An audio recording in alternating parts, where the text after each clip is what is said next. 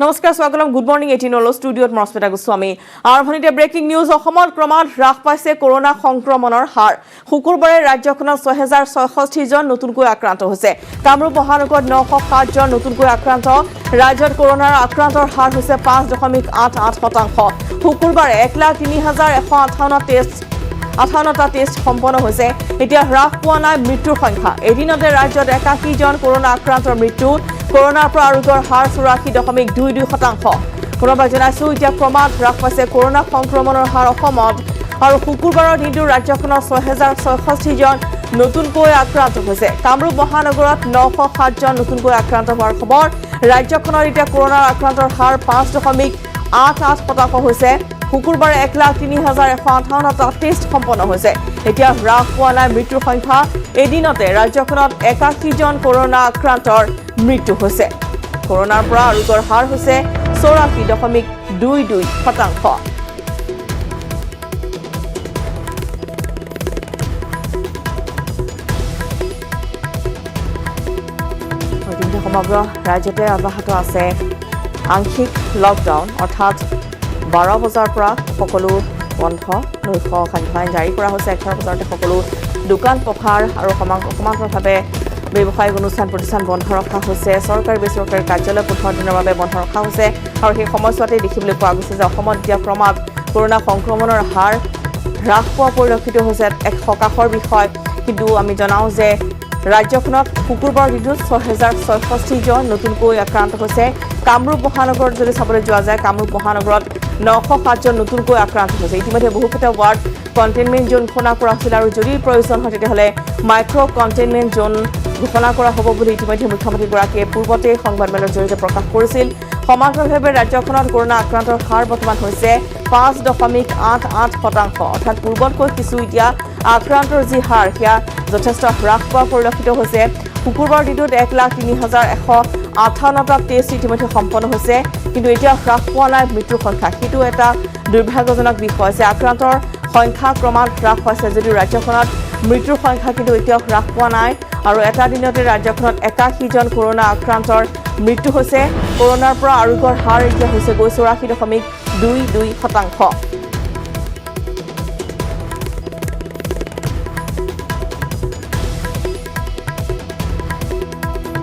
Corona সংক্ৰমণৰ হাৰ যাতে হ্ৰাস কৰিব পৰা যায় তাৰ বাবে ইতিমধ্যে আন্তঃজিলা যাতায়াত শুকুৰবাৰৰ পৰা বন্ধ কৰি দিয়া হৈছে ইখন জিলাৰ পৰা সিখন জিলালৈ আহ যাহ কৰিব নোৱাৰিব কোনো যাত্ৰী আৰু তাৰ বাবে এতিয়া দেখিবলৈ পোৱা গৈছে যে আক্ৰান্তৰ হাৰ যাতে আৰু কমাব পৰা যায় তাৰ বাবে এনেদৰে জিলা প্ৰশাসন সষ্টম হৈ পৰিছে প্ৰতিটো ক্ষেত্ৰতে স্বাস্থ্য বিভাগ সষ্টম হৈ পৰা পৰিলক্ষিত হৈছে আৰু ইতিমধ্যে আমি জনাইছোঁ যে আন্তঃজিলা যাতায়াত বন্ধ কৰি দিয়া হৈছে সমান্তৰালভাৱে আংশিক যি লকডাউন সেই লকডাউনতো এতিয়া আক্ৰান্তৰ যি হাৰ সেয়া যথেষ্ট পৰিমাণে কম হোৱা পৰিলক্ষিত হৈছে আৰু কিছু পৰিমাণে এতিয়া দেখিবলৈ পোৱা গৈছে যে লকডাউন যদি সম্পূৰ্ণ লকডাউন ঘোষণা কৰা নহয় তাৰ বাবে সৰ্বতোপ্ৰকাৰে চেষ্টা অব্যাহত ৰাখিছে ৰাজ্য চৰকাৰে যাতে লকডাউনৰ ফলত যিটো বহু প্ৰান্ততে দেখিবলৈ পোৱা যায় যথেষ্ট অসুবিধাৰ সন্মুখীন হ'বলগীয়া হয় সৰ্বসাধাৰণ জনতা গতিকে সেই অসুবিধা যাতে সন্মুখীন হ'বলগীয়া নহয় তাৰ বাবে আংশিক লকডাউনহে ঘোষণা কৰা হৈছে ভাস্কৰ হাজৰিকা আছে পোনপটীয়া সম্প্ৰচাৰ ভাস্কৰ আপোনাৰ কাষলৈ আহিছোঁ আৰু ইতিমধ্যে অসমত ক্ৰমাৎ কৰোনা সংক্ৰমণৰ হাৰ হ্ৰাস পোৱা পৰিলক্ষিত হৈছে কিন্তু মৃত্যুৰ সংখ্যা বৃদ্ধি পাইছে ভাস্কৰ না এটা কথা ভাল খবৰ যেহেতু চৰকাৰে যি ধৰণৰ আশা কৰিছিলে যে সম্পূৰ্ণ লকডাউন নিদি তেওঁলোকে যি ধৰণৰ কাৰফিউ ব্যৱস্থা গ্ৰহণ কৰিছে বা যি ধৰণৰ আন্তঃজিলা যি যাতায়াত ব্যৱস্থা বন্ধ কৰিছে তাৰ ফলত যাতে কিছু পৰিমাণে হ'লেও কৰোনাৰ যি সংক্ৰমণ সেই সংক্ৰমণ যাতে হ্ৰাস পায় তাৰ বাবে বিশেষ ব্যৱস্থা গ্ৰহণ কৰিছিল আৰু সেয়া যেন বাস্তৱ পৰিণত হৈছে গতিকে এয়া ইতিবাচক দিশ বা ইতিবাচক খবৰ কিন্তু তাৰ মাজতো দুখবৰ এইটোৱে যে কিন্তু মৃত্যুৰ যিটো হাৰ সেই মৃত্যুৰ হাৰটো যথেষ্ট এতিয়া বৃদ্ধি পাই আছে আৰু তাৰ কাৰণ ইতিমধ্যে আমি কৈছোঁ যে বিশেষকৈ বহুতে হয়তো ঘৰতে তেওঁলোকৰ যি কৰোনাৰ যিসমূহ লক্ষণ সেই লক্ষণসমূহ দেহত যদিও বা দেখা দিছে তেওঁলোকে চিকিৎসালয়লৈ টেষ্ট কৰিবলৈ অহা নাই ভয়তে হয়তো বহু লোক ওলাই অহা নাই কাৰণ ইতিমধ্যে প্ৰশাসন চৰকাৰৰ ফালৰ পৰা আহ্বান জনাইছে যে যদিহে আপোনাৰ দেহত ঘৰত থকা অৱস্থাত যদি কোনো চিমটম আচলতে দেখা দিছে কৰোনাৰ তেন্তে আপুনি ততাতৈয়াকৈ টেষ্ট কৰক কাৰণ টেষ্ট কৰাত ভয় কৰাৰ কোনো প্ৰয়োজন নাই যদিহে আপুনি ইয়াত পজিটিভ হয় বা তেন্তে তেওঁলোকে আপুনি হোম আইচলেশ্যনৰ যদি ব্যৱস্থা আছে সেয়া ল'ব পাৰিব বা চৰকাৰী চিকিৎসালয়ত যিহেতু সুবিধা আছে গতিকে তাত আপুনি থাকিব গতিকে তেনে ক্ষেত্ৰত যদি আপুনি টেষ্ট নকৰে তেন্তে সেয়া অকল আপোনাৰে নহয় সমাজখন পৰিয়ালটোৰ সকলোৰে বাবে বিপদ গতিকে সেই পৰ্যায়টো অহাৰ কিছু সময় হয়তো লাগিব, কাৰণ ইতিমধ্যে বহুতে টেষ্ট কৰিব ওলাইছে, যদি বহু এতিয়া আছে ঘৰতে ভয়তে, গতিকে সেই সকলোকক আমি আহ্বান জনাইছোঁ যেন তেওঁলোক আহক, কাৰণ বৰ্তমান সময়ত ক'ভিডৰ যি ভয়াৱহতাৰ যি সংক্ৰমণৰ যিটো হাৰ, সেই হাৰ যথেষ্ট হ্ৰাস পাইছে। আৰু ইয়াত এই ক্ষেত্ৰত ৰাইজৰ সহযোগিতা যিধৰণে বিচাৰিছিলে, সেই সৰ্বসাধাৰণ ৰাইজে আচলতে সেই সহযোগিতা আগবঢ়াইছে। গতিকে ইতিমধ্যে মুখ্যমন্ত্ৰী, স্বাস্থ্যমন্ত্ৰী সকলোৱে ধন্যবাদ জ্ঞাপন কৰিছে। আৰু নৱনিৰ্বাচিত যিখন চৰকাৰ, সেই চৰকাৰৰ যি মুখ্যমন্ত্ৰী হিচাপে তেওঁ সকলো দিশ নিজে যিহেতু তদাৰক কৰি আছে, সকলো দিশ চাই আছে। অক্সিজেনৰ পৰা আৰম্ভ কৰি কোনো ধৰণৰ যাতে অভাৱ নহয় অসমত, তাৰ বাবে এটাৰ পাছত আনটো প্লাণ্টৰ অপেনিং বা শুভাৰম্ভণি কৰি আছে। চিকিৎসালয়ত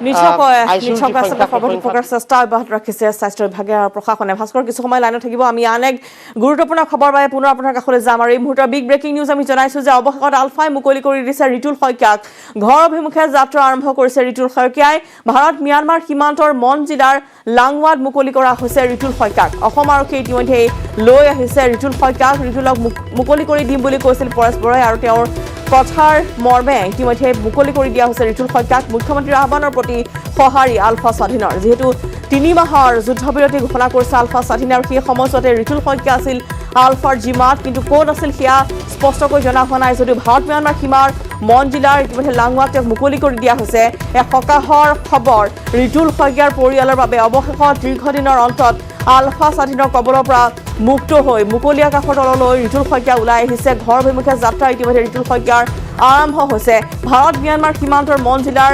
লাংলুৱাত মুকলি কৰা হৈছে ৰিতুল শইকীয়াক। অসম আৰক্ষীয়ে ইতিমধ্যে লৈ আহিছে ৰিতুল শইকীয়াক, আৰু ৰিতুল শইকীয়াক যিহেতু মুকলি কৰি দিম বুলি প্ৰকাশ কৰিছিল পৰেশ বৰাই, তেওঁ ইতিমধ্যে উল্লেখ কৰিছিল যে ৰিতুল শইকীয়াক তেওঁ অনতিপলমে মুকলি কৰি দিব।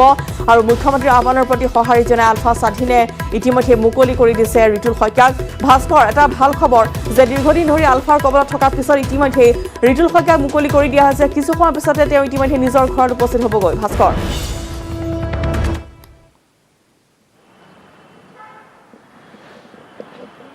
হয়, এই মুহূৰ্তত স্বাভাৱিকতে আচলতে ভাল খবৰ যে ৰিতুল শইকীয়াক দীৰ্ঘদিনীয়াৰ যি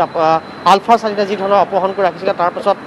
ৰাজ্য চৰকাৰৰ ফালৰ পৰা মুখ্যমন্ত্ৰীয়ে আহ্বান জনাইছিলে, সমান্তৰালভাৱে পৰিয়াল অসমবাসীয়ে আহ্বান জনাইছিলে ৰিতুল শইকীয়াক মুকলি কৰি দিব লাগে, আৰু সেই আহ্বানৰ প্ৰতি যেন সঁহাৰি জনাইছিলে আলফা স্বাধীনে। আৰু ইতিমধ্যে এক টেলিফোনিক সাক্ষাৎকাৰত পৰেশ বৰা ডাঙৰীয়াই এই যি ধৰণৰ মুখ্যমন্ত্ৰীগৰাকীয়ে যি ধৰণৰ আহ্বান জনাইছে, কাৰণ মুখ্যমন্ত্ৰীয়ে যেতিয়া শপত গ্ৰহণ কৰিছিল, শপত গ্ৰহণৰ দিনটোতে তেওঁ এটা কথা কৈছিলে যে যিসমূহ সশস্ত্ৰ সংগঠন, বিশেষকৈ আলফাক, তেওঁলোকে আলফা স্বাধীনক মূল সুঁতিলৈ, পৰেশ বৰাদেৱক মূল সুঁতিলৈ আহিবলৈ আহ্বান জনাইছিল, আৰু এই ক্ষেত্ৰত চৰকাৰে ইতিবাচক পদক্ষেপ গ্ৰহণ কৰাক পোষকতা ইংগিত কৰিছিল। আৰু তাৰপিছত আমি দেখিবলৈ পাইছিলোঁ পৰেশ বৰা ডাঙৰীয়াই দুদিন পূৰ্বে এটা টেলিফোনিক বাৰ্তালাপত তেওঁক মুখ্যমন্ত্ৰীক ধন্যবাদ জ্ঞাপন কৰিছিল, আৰু তেওঁ যি ধৰণৰ মুখ্যমন্ত্ৰীয়ে প্ৰস্তাৱ দিছিলে সেই প্ৰস্তাৱক তেওঁ সঁহাৰি জনাইছিলে। আৰু ৰিতুল শইকীয়াক মুক্তি যিহেতু বিচাৰিছিলে, গতিকে তেনে ক্ষেত্ৰত তেওঁলোকে মুক্তি দিয়াৰ সেই ইংগিত দুদিন পূৰ্বে প্ৰদান কৰিছিল। অৱশেষত যোৱাকালি তেওঁক মুকলি কৰি দিয়া হ'ল, আৰু সুশৰীৰে এই মুহূৰ্তত ৰিতুল শইকীয়া তেওঁৰ ঘৰৰ অভিমুখে যিহেতু আহিছে, গতিকে তেনে ক্ষেত্ৰত সকলোৱে এই মুহূৰ্তত ধন্যবাদ জ্ঞাপন কৰিছে আলফা স্বাধীনক। আৰু অসমবাসীয়ে যি ধৰণৰ বা ৰাজ্য চৰকাৰ হওক বা ৰিতুল শইকীয়া যি পৰিয়াল, সেই পৰিয়ালে যি ধৰণে আহ্বান জনাইছিলে পৰেশ বৰা ডাঙৰীয়াই, সেই পৰেশ বৰা ডাঙৰীয়াই সেই আহ্বানৰ প্ৰতি সঁহাৰি জনাই ইতিমধ্যে মুকলি কৰি দিছে। নিশ্চয়কৈ ভাস্কৰ, সেয়া ভাল খবৰ। কিন্তু পুনৰ আমি সেই অসমৰ প্ৰসংগলৈ আহিব বিচাৰিছোঁ, যিহেতু এতিয়া সংক্ৰমণৰ হাৰ হ্ৰাস পাইছে, আৰু আপুনি যেনেদৰে সঁচাকৈ উল্লেখ কৰিছে যে আংশিক যি লকডাউন, য'ত বৰ্তমান এতিয়া শুকুৰবাৰৰ পৰা আন্তঃজিলা যাতায়াত বন্ধ কৰি দিয়া হৈছে, তাৰ বাবে ইয়াৰ প্ৰভাৱ পৰা পৰিলক্ষিত হৈছে। আৰু ভাস্কৰ, এতিয়া যদি এনেদৰে চাবলৈ যায়, তেতিয়াহ'লে যদি জনসাধাৰণ যথেষ্ট সজাগ বা সচেতন হোৱা দেখিবলৈ পোৱা গৈছে। এতিয়া বজাৰ সমাৰ এবাৰ যিহেতু আমি অহৰহ আপুনি বাতৰি পৰিৱেশন কৰি আছে, বা গুৱাহাটী মহানগৰীকে আদি কৰি অসমৰ বিভিন্ন প্ৰান্তত দেখিবলৈ পোৱা গৈছে যে ৰাইজ কিন্তু এবাৰ যথেষ্ট সজাগ বা সচেতন হোৱা পৰিলক্ষিত হৈছে, যাৰ ফলত সংক্ৰমণৰ হাৰ কিছু পৰিমাণে এতিয়া হ্ৰাস পাইছে অসমত। স্বাভাৱিকতে ৰাইজ সজাগতা আহিছে ৰাইজৰ মাজত, কাৰণ যিহেতু যি ধৰণে মৃত্যুৰ হাৰ যি ধৰণে বৃদ্ধি পাইছিলে, কাৰণ এজনে আনজনক আচলতে সকলো চিনাকি মুখ হয়তো এজনৰ পাছত আনজন আমি হেৰুৱালোঁ, গতিকে তেনে ক্ষেত্ৰত ভয় সোমাইছিলে সকলোৰে মনত, আৰু ভয় শংকা আহি পৰিছিল। আৰু সেইবাবেই বা চৰকাৰে যি ধৰণৰ ঘোষণা কৰিছিল সেই নিৰ্দেশনাক পালন কৰিবলৈ আচলতে আগ্ৰহী বা এই মুহূৰ্তত গ্ৰহণ কৰিছে। গতিকে তেনে ক্ষেত্ৰত সেইধৰণে যদি চৰকাৰী নিৰ্দেশনাসমূহ যদি মই বা আপুনি যিসমূহ সাধাৰণ লোক, সেই সাধাৰণ লোকসকলে পালন কৰোঁ, তেন্তে স্বাভাৱিকতে এই যি কৰোণাৰ ভয়াৱহতা সেয়া হ্ৰাস পাব। আৰু আশা কৰাইছে যদিহে ক'ভিড টেষ্টৰ সংখ্যাও বৃদ্ধি পায়, তেন্তে এই মৃত্যুৰ যিটো হাৰ, সেই মৃত্যুৰ হাৰৰ সংখ্যা অচিৰে হ্ৰাস পাব, কাৰণ ইতিমধ্যে 15 দিনলৈ আন্তঃজিলা যি যাতায়াত ব্যৱস্থা, সেই যাতায়াত ব্যৱস্থা বন্ধ কৰি আছে। তেনে ক্ষেত্ৰত আৰু যি সংক্ৰমিত হাৰৰ আৰু যি সংখ্যা, সেই সংখ্যা আৰু 2 দিনত হ্ৰাস পাব, কাৰণ এখন জিলাৰ পৰা আন এখন জিলালৈ যেতিয়া যাবলৈ দিয়া নহ'ব তেনে ক্ষেত্ৰত যিসমূহ লোক সেই যিসমূহ লোক প্ৰতিজন সকলো নিজৰ নিজৰ জিলাসমূহত থাকিব তেওঁলোকক তাত টেষ্ট কৰাৰ ব্যৱস্থা গ্ৰহণ কৰা হৈছে ভেকচিনৰ ব্যৱস্থা গ্ৰহণ কৰা হৈছে তেনে ক্ষেত্ৰত আন এখন জিলালৈ সেই যি ব্যক্তিজন অহাৰ কোনো প্ৰশ্নই নাহে গতিকে সংক্ৰমিত হাৰৰ যিটো সংখ্যা সেই হাৰৰ সংখ্যা কিন্তু এই আন্তঃজিলা যাতায়াত বন্ধই যথেষ্ট হ্ৰাস কৰিব আৰু সেই দিশটো লক্ষ্য ৰাখিয়ে চৰকাৰে এই সিদ্ধান্ত গ্ৰহণ কৰিছে মই আকৌ লগতে ভাস্কৰ আৰু এটা কথা আৰক্ষী সঞ্চালক প্ৰধানগৰাকীয়ে উল্লেখ কৰিছিল যে গ্ৰছাৰী বা শাক পাচলি সেয়া ঘৰে ঘৰে গৈ বিক্ৰী কৰা হ'ব যে বজাৰলৈ অহাৰ কোনো প্ৰয়োজন নাই তেনেধৰণৰ কিছু পদক্ষেপো প্ৰশাসনে লোৱাৰ কথা ব্যক্ত কৰা হৈছিল কিন্তু ভাস্কৰ তাতে কামৰূপ মহানগৰ উপায়ুক্তগৰাকীয়ে ঘোষণা কৰিছিল সংবাদমেল যোগে যে যিহেতু মানুহে যি পুৱা যেতিয়া 7 বজাৰ পৰা যেতিয়া 11 বজালৈ যিসমূহ বিপণীসমূহ যেতিয়া খোলে সেই সময়ত বিপণীসমূহত যথেষ্ট ভিৰ কৰে গতিকে সেই যাতে ভিৰ নাইকিয়া হয় তাৰ বাবে উপায়ুক্তগৰাকীয়ে বিশেষ ব্যৱস্থা গ্ৰহণ কৰিব বিচাৰিছিলে যে মহানগৰীৰ যিসমূহ গলি থাকিব যিসমূহ বাইলেন থাকিব সেই বাইলেনসমূহত গৈ তেওঁলোকক শাক পাচলি বিক্ৰী কৰাৰ ব্যৱস্থা গ্ৰহণ কৰিব তাৰপিছত সেয়াৰ পৰা যাতে মানুহে যাতে তাৰ বাবে যাতে বাহিৰলৈ ওলাই আহিব নোৱাৰে বা বেলেগ ব্যৱসায়িক প্ৰতিষ্ঠানলৈ ওলাই আহি ভিৰ কৰিব নালাগে তেওঁলোকৰ বাইলেনসমূহত নিজে নিজে যাব চব্জি ব্যৱসায়ী হওক বা কেঁচা সামগ্ৰী যিকোনো সামগ্ৰী বিক্ৰেতাসকল যাব তাৰ পৰা তেওঁলোকে ক্ৰয় কৰিব এই ধৰণৰ ব্যৱস্থা গ্ৰহণ কৰিছে তাৰ মাজতে যিহেতু বিশেষকৈ গুৱাহাটীৰ যিসমূহ ফ্লেটত যিখন আৱাসিক আছে সেই আৱাসিকসকলৰ যি ক'ভিড টেষ্ট সেই টেষ্টৰ যি প্ৰাৰম্ভিক প্ৰক্ৰিয়া সেয়া আৰম্ভ কৰিছে কাৰণ সেয়া ইতিমধ্যে উপায়ুক্তগৰাকীয়ে ফ্লেটত থকা আৱাসিকসকলক অনুৰোধ জনাইছিলে যে তেওঁলোকে যি ধৰণৰ টেকনিচিয়ানসকল যেতিয়া যাব তেওঁলোকক টেষ্ট কৰিবলৈ সেই টেষ্ট কৰিব যোৱাৰ সময়ত টেকনিচিয়ানসকলক সহযোগিতা আগবঢ়াওক কাৰণ পূৰ্বে কিন্তু যেতিয়া এই ধৰণৰ পদক্ষেপ গ্ৰহণ কৰিছিল যোৱাবাৰ যেতিয়া ক'ভিডৰ সময়ত মহানগৰ উপায়ুক্তগৰাকীয়ে এই ধৰণৰ পদক্ষেপ গ্ৰহণ কৰিছিল বিশেষকৈ ফ্লেটত গৈ তেওঁলোকে আৱাসিকসকলক ক'ভিড টেষ্ট কৰাব সেই সময়ত কিন্তু ফ্লেটৰ আৱাসিকসকলে তেওঁলোকক আচলতে টেকনিচিয়ানক সহযোগিতা নকৰা বুলি তেওঁ অতি দুখেৰে প্ৰকাশ কৰিছিলে গতিকে আশা কৰিছিলে এইবাৰ সহযোগিতা আগবঢ়াওক আৰু সেয়াই হৈছে হয়তো এইবাৰ মহানগৰবাসী ৰাইজে সহায় আগবঢ়াইছে প্ৰশাসনক গতিকে তাৰ ফলশ্ৰুতিত আজি আপুনি মই বেলেগ ৰাজ্যৰ দৰে পৰিস্থিতি ভয়াৱহ পৰিস্থিতিৰ পৰা কিছু পৰিমাণে হ'লেও আমি খাম কাটিবলৈ সক্ষম হৈছোঁ আৰু বৰ্তমান এইটোৱে ভাল খবৰ যে এই মুহূৰ্তত সংক্ৰমিত হাৰৰ যিটো সংখ্যা যি ভয়াৱহ বৃদ্ধি পাইছিল তাৰ যথেষ্ট হ্ৰাস পাইছে কিন্তু মৃত্যুৰ হাৰো দুই দুটা হ্ৰাস পাব সেয়া নিশ্চিত কাৰণ যদিহে ক'ভিড টেষ্টৰ সংখ্যা যদি বৃদ্ধি পায় তেন্তে স্বাভাৱিকতে দুই দিনতে হয়তো সেই মৃত্যুৰ হাৰো যথেষ্ট হ্ৰাস পাব ৰশ্মিতা নিজক ভাস্কৰ ধন্যবাদ জনাইছোঁ আপোনালৈ এইখিনি তথ্য আপুনি জনোৱাৰ বাবে সমান্তৰালভাৱে আমি জনাইছোঁ যে যিহেতু ক'ভিড টেষ্টৰ যি সংখ্যা বা যি হাৰ সেয়া অব্যাহত আছে আৰু এই যদি হাৰ দেখিবলৈ পোৱা যায় তেতিয়াহ'লে তাৰ বাবে প্ৰতিৰোধ যি ক্ষমতা আছে বা তাৰ সৈতে মোকাবিলা কৰিবলৈ সৰ্বতোপ্ৰকাৰে স্বাস্থ্য বিভাগ সাজু হৈ পৰিছে আৰু ইতিমধ্যে সংক্ৰমিত হাৰ যিটো কম হৈছে আৰু আশা কৰা হৈছে যে দুই এটা দিনতে মৃত্যুৰ যি সংখ্যা বৰ্তমান বৃদ্ধি পাইছে সেই মৃত্যুৰ সংখ্যাও যথেষ্ট পৰিমাণে হ্ৰাস পাব আৰু ইতিমধ্যে আমি জনাইছোঁ যে ৰাজ্যৰ বিভিন্ন প্ৰান্তত যিহেতু এতিয়া দেখিবলৈ পোৱা গৈছে যে আন্তঃজিলা যি যাতায়াত বন্ধ কৰি দিয়া হৈছে তাৰ পৰিপ্ৰেক্ষিততো এই আক্ৰান্তৰ যি সংখ্যা সেয়া হ্ৰাস পাব আশা কৰা হৈছে সেয়া কিছু কিছু পদক্ষেপ ইতিমধ্যেই চৰকাৰে গ্ৰহণ কৰিছে বা প্ৰশাসনে গ্ৰহণ কৰিছে আৰু দুই এটা দিনৰ ভিতৰতে ঘৰে ঘৰে শাক পাচলি আৰু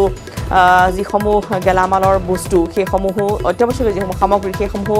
ঘৰতে উপলব্ধ হ'ব বজাৰলৈ গৈ কিনাৰ কোনো ধৰণৰ প্ৰয়োজন নাই সেয়া ইতিমধ্যেই কামৰূপ মহানগৰ উপায়ুক্তগৰাকীয়ে ঘোষণা কৰিছিল আৰু ইতিমধ্যে আমি জনাইছোঁ যে কৰোনা আৰোগ্যৰ হাৰ এই মুহূৰ্তত 84.22% হৈছেগৈ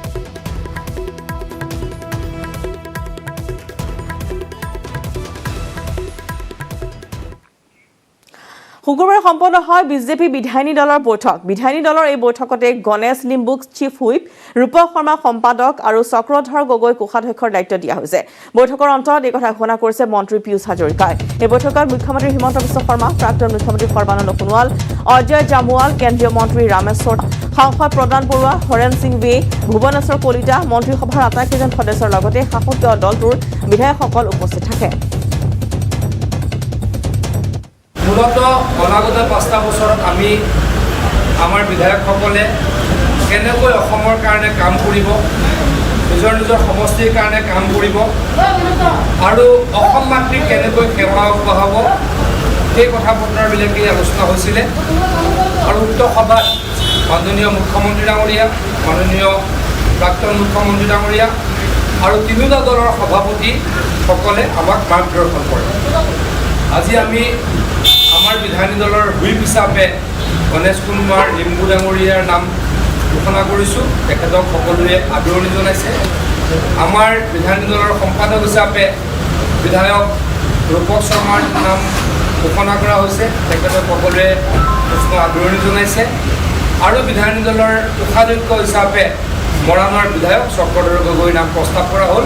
আৰু তেখেতক সকলোৱে আদৰণি জনাইছে সদনত মোৰ হাতত থকা আটাইকেইটা বিভাগৰ প্ৰশ্নৰ উত্তৰ দিবলৈ মই চেষ্টা কৰিম মুখ্যমন্ত্ৰীৰূপে সদনত নিজৰ প্ৰথমটো ভাষণ দিবলৈ গৈ এনেদৰে মন্তব্য কৰে হিমন্ত বিশ্ব শৰ্মাই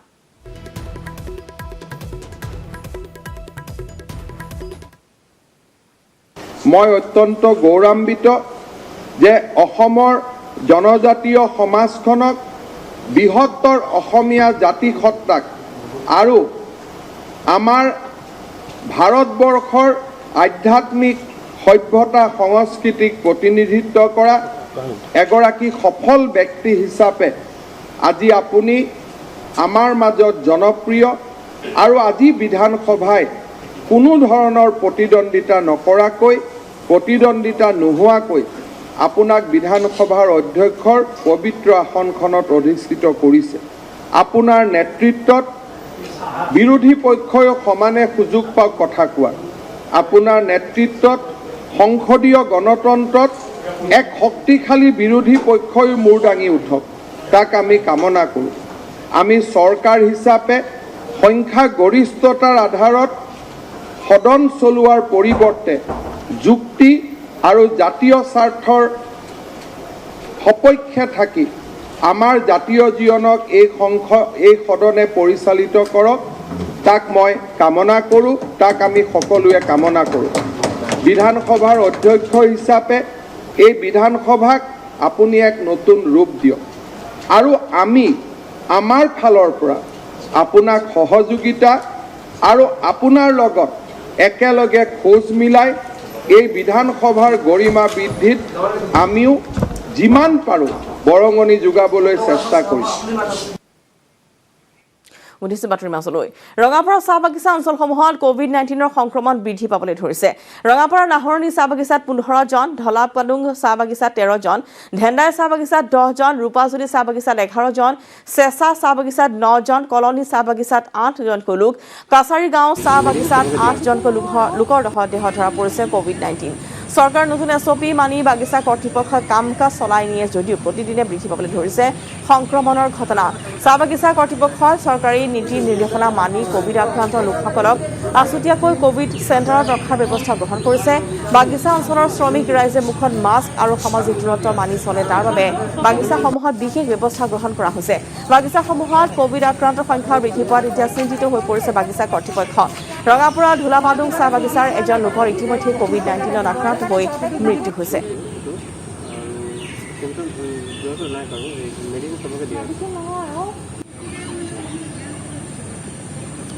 আগবঢ়াইছো এই সন্দৰ্ভত ৰঙাপাৰাৰ পৰা ধনেশ্বৰৰ এক ৰিপৰ্ট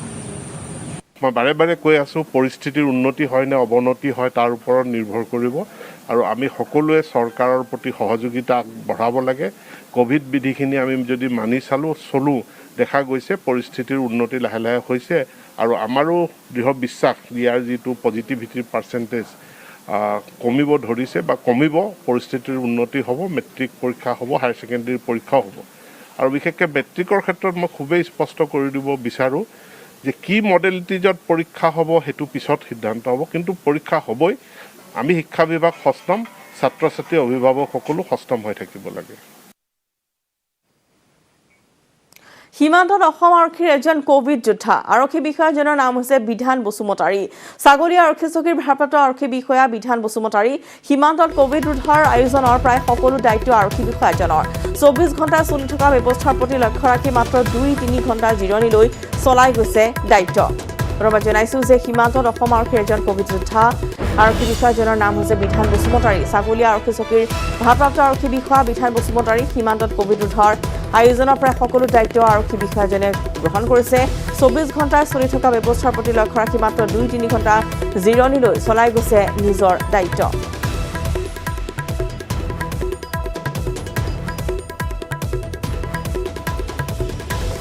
আগবঢ়াইছো এই সন্দৰ্ভত গোবিন্দ অধিকাৰীৰ এক ৰিপৰ্ট কোভিড যোদ্ধা বুলি যদি কোৱা হয় তেতিয়াহ'লে অসমৰ সীমান্তৰ এজন আৰক্ষী বিষয়া তেওঁ আচলতে মুখ্য আচলতে কোভিড যোদ্ধা কাৰণ তেখেতজনে এইজন হৈছে ছাগলী আৰক্ষী বিষয়া কাৰণ ইয়াত বৰ্তমানে কি দেখা গৈছে যোৱা বছৰৰ পৰা এই বছৰলৈকে তেখেতে মাত্ৰ নিশা 1 পৰা 2 ঘণ্টা ফুৰাৰ বাকী সময়খিনি যে ক'ভিডৰ যিখিনি ছাগলীৰ যিখিনি কৰিব লাগে সেইখিনি কাম কিন্তু তেখেত কৰে। ছাৰ ক'ভিডৰ সময়ত দেখা গৈছে আপুনি বহুত এক্টিভ এজন আৰক্ষী বিষয়া হিচাপে চিনাকি দিছে, এই কামবোৰ কৰি আপোনাক কেনেকৈ লাগিছে, কেনেকৈ কৰে, মেনেজ কৰে কেনেকৈ? এইটো এটা মোৰ এই ফিজিকেলি ফিটনেছটো থকাৰ কাৰণে এইবিলাক মই মেনেজ কৰোঁ, কিয়নো মোৰ বৰ্তমানলৈকে মোৰ এটা ভয় কৰিছে যদিও মোৰ নিজকে মানে ফিজিকেলি ফিট বুলি মই ভাবোঁ। গতিকে দিন ৰাতি মই ঘূৰি থাকোঁ, নিজৰ কৰ্তব্যটো কৰি থাকোঁ আৰু অলপ ৰেষ্ট হ'লে মোৰ হৈ যায়, বেছি দিন 1-2 ঘণ্টা হ'লে মোৰ যথেষ্ট। দেখা গৈছে যোৱা বছৰৰ পৰা এই বছৰলৈকে যে পশ্চিমবংগৰ পৰা লোকৰ ঔষধৰ পৰা আৰম্ভ কৰি ইয়াত যিখিনি ক'ভিডৰ কাৰণে যিখিনি কৰে এৰেঞ্জমেণ্ট কৰে চৰকাৰে, গোটেইখিনি আপোনালোকৰ কেনেকৈ মিলাই কামটো? এইটো আৰু নিজৰ ইণ্টেলিজেন্টত অলপ মই মিলাই থাকোঁ। কষ্ট কৰা যায়, যথেষ্ট কষ্টও কৰা হৈছে, গতিকে বুদ্ধিবদ্ধ কৰি এইবিলাক মেনেজ কৰি থাকোঁ আৰু এই কেনেকুৱা লাগে গোটেই মানুহখিনি অসমবাসীক বা উত্তৰ পূৰ্বাঞ্চলবাসীক আপুনি ৰক্ষা কৰাৰ প্ৰয়াস কৰে? নিজকে বচাই পেলাই বেলেগক সহায় কৰোঁ আৰু এই মানুহক সহায় কৰি মই ভাল পাওঁ, এইখিনি মোৰ কৰ্তব্য। নিজকে বচাই মই বেলেগক সহায় কৰোঁ আৰু মানুহক সহায় কৰাটোৱেই মোৰ এটা কৰ্তব্য বুলি নাভাবোঁ। 2-3 ঘণ্টা মেক্সিমাম, বাকী সময়খিনি ডিউটি থাকোঁ। ছাৰজন দেখা গৈছে এই ক'ভিডৰ সময়ত গোটেই দিনটো ডিউটি কৰে, কেনেকুৱা লাগে? বহুত বঢ়িয়া ছাৰে 24 ঘণ্টা ক'ভিডৰ কাৰণে ডিউটি কৰিয়ে থাকে, অল্প ৰেষ্ট না মেণ্টেন ছাৰৰ নাই, তো বঢ়িয়াকৈ ডিউটি কৰে। প্ৰদেশ কংগ্ৰেছৰ সভাপতিৰ পদত চকু দিছে বিধায়ক ৰূপজ্যোতি কুৰ্মীয়ে। বৃহস্পতিবাৰে ৰূপজ্যোতি কুৰ্মীক যচা হৈছিল বিধায়িনী দলৰ সচিবৰ পদ, কিন্তু ৰূপজ্যোতিয়ে স্পষ্টকৈ কৈছে তেওঁক সচিব পদ নালাগে, লাগে APCC সভাপতিৰ আসন। APCCৰ সভাপতিৰ আসনত চকু ৰূপজ্যোতি কুৰ্মীৰ। ACC নেতৃবৰ্গকো মই আহ্বান জনাইছোঁ, প্ৰদেশ কংগ্ৰেছ কমিটিৰ সভাপতি পদটো যিহেতু খালী হৈ আছে, সেই পদটোত মই উপযুক্ত যেন মই অনুভৱ কৰোঁ। বিধানসভা নিৰ্বাচনৰ আগতে মুখ্যমন্ত্ৰী হোৱাৰ সপোন আছিল বিধায়ক ৰূপজ্যোতি কুৰ্মীৰ। কংগ্ৰেছে সংখ্যাগৰিষ্ঠতা নোপোৱাত চুৰমাৰ হ'ল সেই সপোন। এতিয়া মুখ্যমন্ত্ৰী নহল নাই, কিন্তু প্ৰদেশ কংগ্ৰেছৰ সভাপতিৰ পদ বিচাৰিছে ৰূপজ্যোতি কুৰ্মীয়ে। এই দাবীৰে হাইকমাণ্ডলৈ পঠিয়ালে পত্ৰ। লগতে মই হাইকমাণ্ডলৈ ইতিমধ্যে এখন পত্ৰ লিখিছোঁ যে যিহেতু মই চতুৰ্থবাৰৰ বিধায়ক, ইয়াৰ লগতে চাহ জনগোষ্ঠী আদিবাসী জাতিটোকো মই প্ৰতিনিধিত্ব কৰোঁ আৰু এজনে যিহেতু মই নিৰ্বাচিত হৈ আহিছোঁ, মই সেইকাৰণে আমাৰ ACC নেতৃবৰ্গকো মই আহ্বান জনাইছোঁ, প্ৰদেশ কংগ্ৰেছ কমিটিৰ সভাপতি পদটো যিহেতু খালী হৈ আছে, সেই পদটোত মই উপযুক্ত যেন মই অনুভৱ কৰোঁ। বিধায়কৰ শপত গ্ৰহণৰ প্ৰাক মুহূৰ্তত চূড়ান্ত হ'ল কংগ্ৰেছৰ বিধায়িনী দলৰ কমিটি। পুনৰ দলপতি নিৰ্বাচিত হ'ল দেৱব্ৰত শইকীয়া। ৰূপজ্যোতি কুৰ্মী হ'ল বিধায়িনী দলৰ সচিব। পিছে সচিব পদ নালাগে হেনো ৰূপজ্যোতি কুৰ্মী। দায়িত্ব গ্ৰহণৰ পূৰ্বেই পদৰ পৰা ইস্তফা দি বৃহস্পতিবাৰে বিধায়ক ৰূপজ্যোতিয়ে কৈছিল তেওঁ হেনো এই পদৰ বাবে নিজকে উপযুক্ত নহয় বুলি ভাবে। শুকুৰবাৰে ক'লে এই পদটো হেনো নতুনকৈ বিধায়ক হোৱা লোকৰ বাবেহে উপযুক্ত। মই ইতিমধ্যে যিটো সচিবৰ পদ, এই পদটো মই পদত্যাগ কৰিছোঁ। মোৰ এনে লাগিছে যে আমাৰ নৱনিৰ্বাচিত কংগ্ৰেছ দলৰ যিসমূহ সন্মানীয় কনিষ্ঠ যিসকল প্ৰথমবাৰৰ বাবে আজি এইবাৰ বিজয়ী হৈ আহিছে, মহিলা প্ৰতিনিধি হিচাপে শিৱামণি বৰা ডাঙৰীয়ানী বা যুৱ প্ৰজন্মৰ এজন নেতা হিচাপে প্ৰদীপ চৰকাৰ ডাঙৰীয়া, আসিফ ইছলাম ডাঙৰীয়া, তেওঁলোকৰ মাজৰ পৰা যদি কোনোবা ছেক্ৰেটাৰী পদটো হয়, পদটো মই ভাল পাম। হিৰকজ্যোতি মালাকাৰৰ সহযোগত bureau report, news 18 north east. পাঞ্জাবৰ মুগাত নিশা দুৰ্ঘটনাত পতিত হৈ ধ্বংসপ্ৰাপ্ত হ'ল ভাৰতীয় বায়ুসেনাৰ এখন MiG-21 যুদ্ধ বিমান। এই দুৰ্ঘটনাত মৃত্যু ঘটিল দুৰ্ভগীয়া পাইলটগৰাকীৰ। নিহত পাইলট অভিনৱ চৌধুৰীয়ে প্ৰশিক্ষণৰ বাবে উৰুৱাইছিল MiG-21 যুঁজাৰু বিমানখন।